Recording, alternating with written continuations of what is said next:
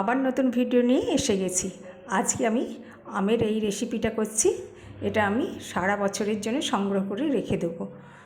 দেখুন আমগুলো ধুয়ে নিয়েছি, এবার খোসাটা ছাড়িয়ে নিচ্ছি। খোসাটা ভালো করে বাদ দিতে হবে, সবুজ ভাবটা যেন না থাকে। আমি খোসাটাকে ভালো করে ছাড়িয়ে নেব। আর ধোবো না, আগেই ধুয়ে নিলাম। দেখুন সবগুলো হয়ে গেছে। এবার আমি লম্বা লম্বা করে পিস করে নিচ্ছি।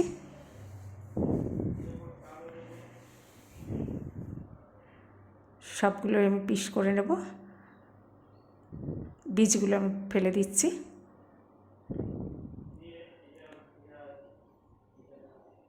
আর জল দিলে হবে না কো।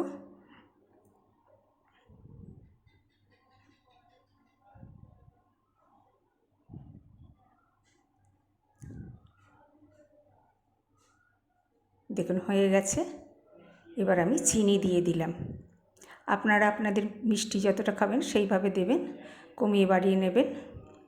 বেশি মিষ্টির দরকার নাই, আমি অল্পই দিলাম চিনিটা।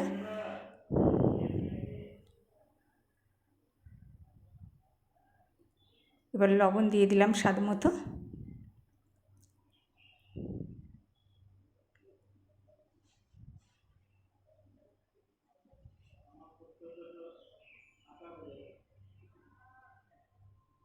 এবার ভিনিগার দিয়ে দিচ্ছি হাফ চামচ। এই তিনটে ভালো করে আমি মিক্সড করে একদিন রেখে দেব।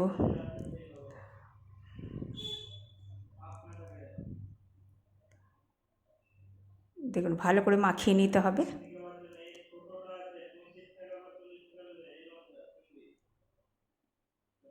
দেখুন ভালো করে মিক্সড করে দিচ্ছি। এবার ঢেকে দিলাম, দিয়ে আমি সারা রাত্রি রেখে দেব। তারপরের দিন আমি বের করলাম। দেখুন জল বেরিয়েছে, চিনিটা একদম গলে গেছে। এবার আমি তেজপাতাটা সরু করে লম্বা করে কেটে নিয়েছিলাম, তেজপাতাটা দিয়ে দিলাম কড়াইয়ে। এবার আমি আমটা ঢেলে দিলাম। এখানে আর কিচ্ছু আমি দিচ্ছি না, শুধু হালকা হাতে একটু নেড়ে দিচ্ছি। একদম শুকিয়ে যাবে জলটা, তাহলেই আমার হয়ে যাবে আমের এই রেসিপিটা। এটা সারা বছর আমি করে রেখে দিলে, একদম স্টোর করে রেখে দেবো, সবের সাথে খাওয়া যাবে। এমনকি মাছের তরকারিতেও দিয়ে খাওয়া যাবে। এটা খারাপ হবে না কো, খেতেও টক টক ভাব থাকবে। চিনিটা কম দিলেই বরং ভালো। দেখুন ফুটতে শুরু করেছে। এতে বেশি কিছু মশলা দেব না কো, শুধু আমি গোলমরিচ গুঁড়ো উপর থেকে একটু ছড়িয়ে দিচ্ছি।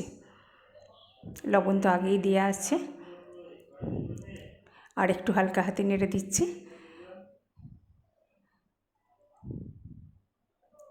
মনে হবে যেন আমি আমই খাচ্ছি। মশলা দিলে মনে হবে আচার আচার লাগবে, কিন্তু এটা আচার লাগবে না, এটা পুরো আমের স্বাদটা আসবে। আর এটা আপনি রেখে দিয়ে অন্য কিছু তরকারিতে দিয়েও খেতে পারবেন। পোলাওয়ের সাথে তো খুব ভালো লাগবে। দেখুন হয়ে গেছে আমার আমের এই রেসিপিটা। আপনারা এইভাবে বাড়িতে করবেন আর রেখে দেবেন স্টোর করে, সব কিছুর সাথে খেতে ভালো লাগবে। সুস্থ থাকবেন, ভালো থাকবেন।